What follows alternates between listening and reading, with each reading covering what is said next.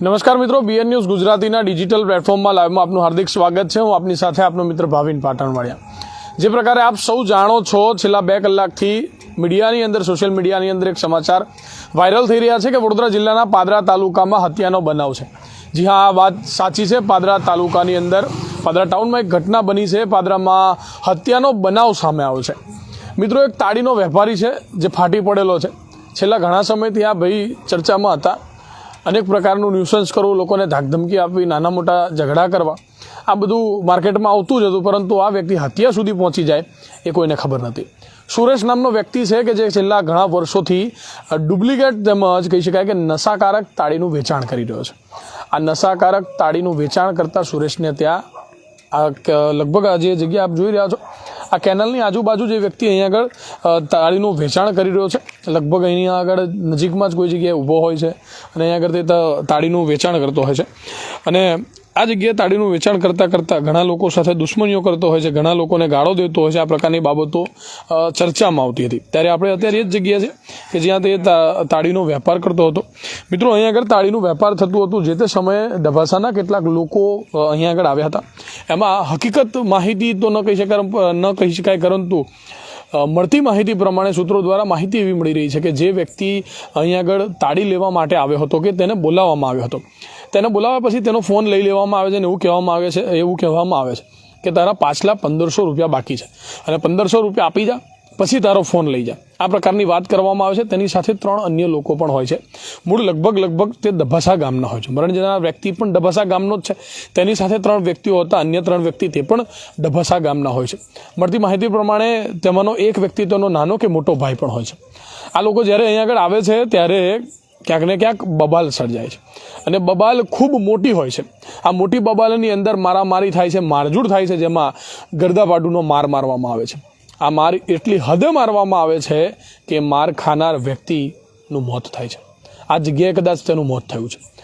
માર ખાનાર વ્યક્તિનું મોત થઈ જાય છે। સાથે સાથે 3 વ્યક્તિઓ જે એની સાથે હતા એ 3 વ્યક્તિઓ ગંભીર રીતે ઈજાગ્રસ્ત થાય છે અને 3 વ્યક્તિઓ સાથે મરણ જનાર વ્યક્તિ 4 લોકો પાદરાના સરકારી દવાખાના ખાતે ખસેડવામાં આવે છે। પાદરાના સરકારી દવાખાના ખાતે ખસેડવામાં આવતા જ પાદરા પોલીસને પણ માહિતી આપવામાં આવે છે। પાદરા પોલીસને પણ સૂચના આપવામાં આવે છે કે આ પ્રકારની કોઈ ઘટના ઘટી છે।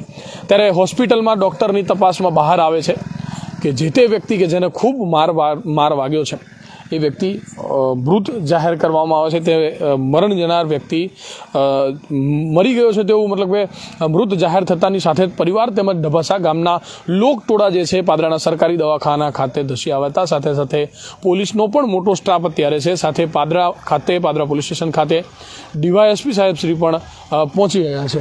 સાથે સાથે કહી શકાય કે પોલીસના મોટા સ્ટાફ સાથે હાલ જે છે પોલીસે તપાસ કરી રહી છે। પોલીસ તમામ ગતિવિધિઓ પર નજર રાખી રહી છે।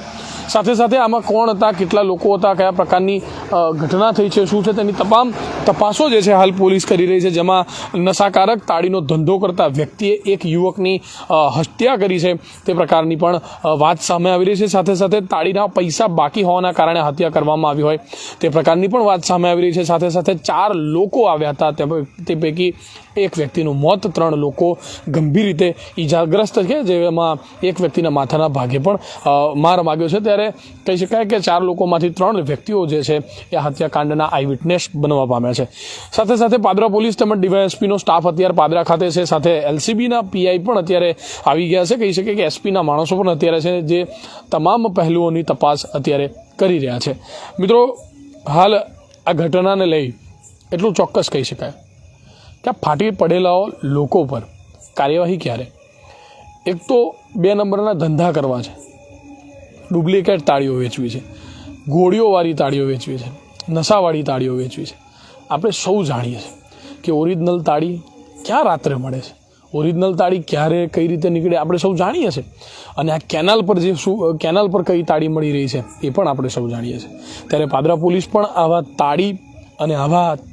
નશાકારક તાળીના બુટલેગરો ઉપર કાર્યવાહી કરે તે પણ માંગ ઉઠવા પામી છે। સાથે સાથે આ સુરેશ નામના વ્યક્તિને કહી શકાય કે લોકોની માંગ છે આ જીવન કેદ થવી જોઈએ, કારણ કે આવી રીતે લોકોને બોલાવી અને તેને મારી નાખવા માટે આ ભાઈ હોશિયાર છે, આ વ્યક્તિને કાયદા કાનૂન નહીં લાગતા, પરંતુ પાદરા પોલીસ અત્યારે તમામ રીતે કાર્યવાહી કરી રહી છે. પાદરા પોલીસ સતત એક્શનમાં જોવા મળી રહી છે. પાદરા પોલીસ દ્વારા કાર્યવાહી કરવાની શરૂઆત કરી દેવામાં આવી છે.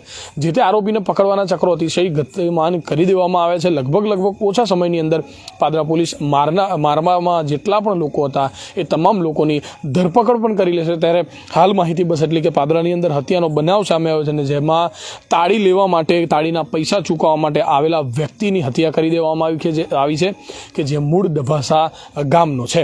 કેમેરા પર્સન પૃથ્વી રાજપૂત સાથે ભાવિન પાટણવાડિયા, પાદરા.